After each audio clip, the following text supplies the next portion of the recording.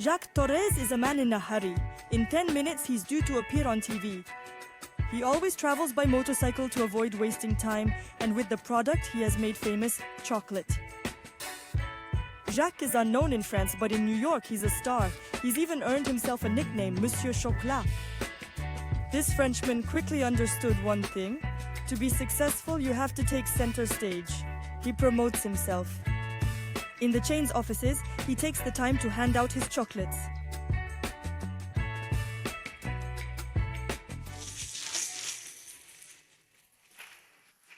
We go around New York giving chocolate to everyone. The ladies love it, you know? The French chocolatier is a guest at the Christmas party. He has 5 minutes to demonstrate how to make a chocolate house.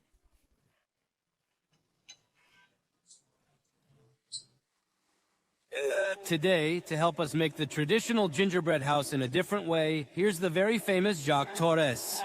Put the chocolates inside the mold like that. It doesn't have to be so precise. Put it in the fridge. Come out of the fridge about 15 minutes later. The show is broadcast on cable and satellite throughout the United States. Chocolate is out. Thank you very much. In order to sell our products, we need to appear on television. Unlike large companies such as Mars, Hershey, and Nestlé, we don't have their resources. However, we can still promote our products through events like the one today. For 5 years, Jacques even had his own TV show, a notoriety that enabled him to sell a lot of chocolate. Today, at the age of 52, he runs 6 boutiques in New York. The biggest is an 800 square meter boutique in Soho, Manhattan. It serves as his workshop and showcase. Here, before the eyes of New Yorkers, 50 employees transform 2 tons of raw chocolate each year into a multitude of figurines and sweets. Be very careful with those molds, not to scrape them. So it's good that you use plastic, but be very careful. Okay, I go to the office. I come back in a little bit. Thanks. After 30 years in the kitchen, Jacques now delegates. During the Christmas period, he asks Loulou, his pastry teacher in the 80s, to come specially from Nice to take care of production. At 75, the retiree is happy to oblige the man he has always considered his protégé. But right now, I'm at about 200, and there's still 180 to go.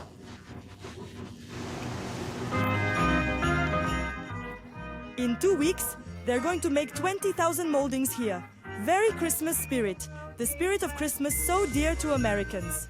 In these stores, you'll find chocolate in all its forms, assortments, and even cookies. One of his flagship products, he sells €500,000 worth of them every year. It's the best cookie I've ever had. Thank you. Connoisseurs come here for the chocolates. And for the chocolatier, his address has even recently appeared in the city's tourist guides. In French? To achieve such renown, Jacques adapted his French chocolate culture to American tastes and habits. The Americans, I saw them in the street, they're always nibbling. So I said to myself, why make boxes? Let's make products where we can put it in the bag, we can close it, we can open it, and we can nibble. So I made nibbling products. Almonds, little almonds, which are French classics, but also this is cornflakes, which has been covered with dark chocolate. Now, there are products that I'm not very, very proud of. Here we sell pretzels, which are covered with chocolate. I had the impression to take the ease into... It's like prostituting yourself to make sales. I'm the best worker in France. And I'm going to put a product that I don't like. It's not something I like to eat, even if it's a little interesting. It's crunchy. There's a taste of salt. But where is the knowledge to put cookies in a machine? It's the products that pay the rent. And if I want to have fun with other things, again, the pretzels work. Pretzels work, but Jacques Torres hasn't always compromised to please his customers. First and foremost, he was a demanding pastry chef. In '86, he was crowned best worker in France. He's 27 years old, but he's a man in a hurry. He craves even more recognition, wealth, and success. He's convinced that in the United States, everything will go faster. He expatriates himself. He arrived in New York with 2 suitcases and 1,000 francs in his pocket. His title opened the doors of the city's most exclusive restaurant, Le Cirque. He became head pastry chef. Chef. How are you? Everything is fine, thank you. We're going to see the pastry. Soon, a dessert of his own creation established his reputation. 10 years later, it's still on the menu. Can you put the cake? It's too early to put it, if you don't mind to finish it. Jacques hasn't forgotten a thing. It all starts with a design on the plate, a few lines of chocolate, a mango and raspberry coulis.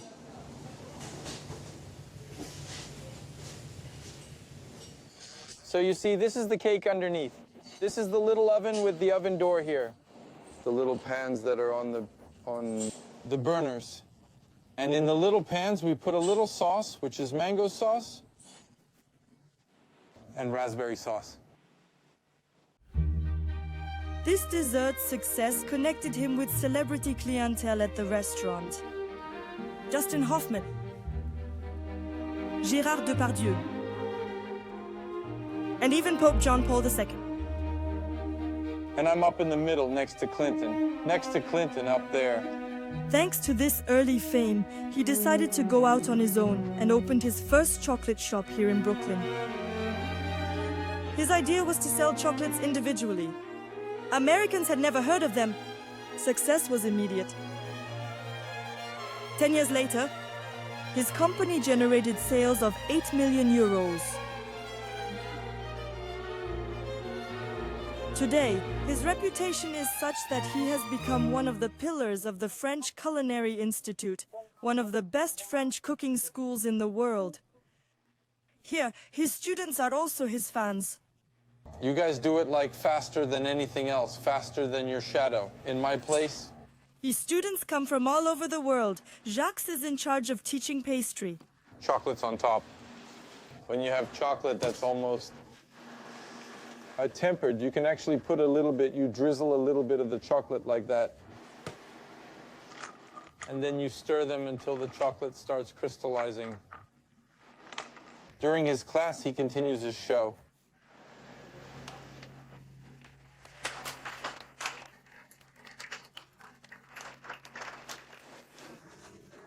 I'm not from the USA. I'm Filipino, but I know him. He's famous all over the world. He's an icon. It's a real advantage for us to have him as a teacher. But it's also nerve-wracking because he's watching us work and we want to do well. Be careful when you seed it. Don't seed it too long. What's going on? If you seed it too long, the temperature is going to come down, but the molecules of fat are going to seize together. So you do have to go little, okay? Recognized, acclaimed, wealthy. Jacques loves America so much, he even married an American. How do you know it's me? How do you know it's me? Hello? I love you. Hi, Asti John.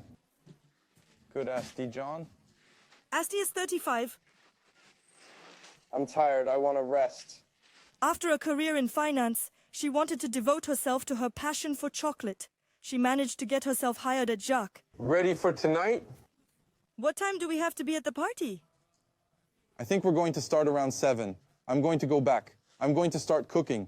And then, if you want to come We were married 4 around... years ago in 2 ceremonies. One in France, the other in California.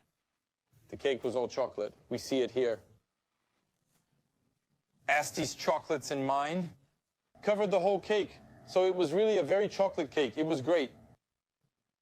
Asti then became Madame Chocolat and even opened her own boutique on the West Coast, where she spends much of the year. We're in love because of chocolate. We met because of chocolate. We live for chocolate.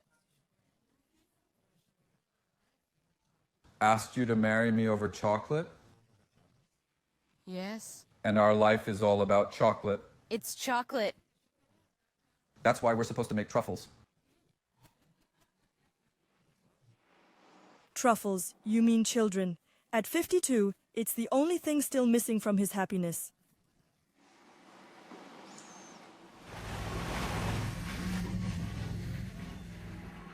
When his wife isn't around, Jacques lives on his boat off the coast of Manhattan. With Lulu, his former pastry teacher, he indulges his second passion, fishing. Have a fish. Yeah. Going back to France? What for? He doesn't even think about it. America has given him everything.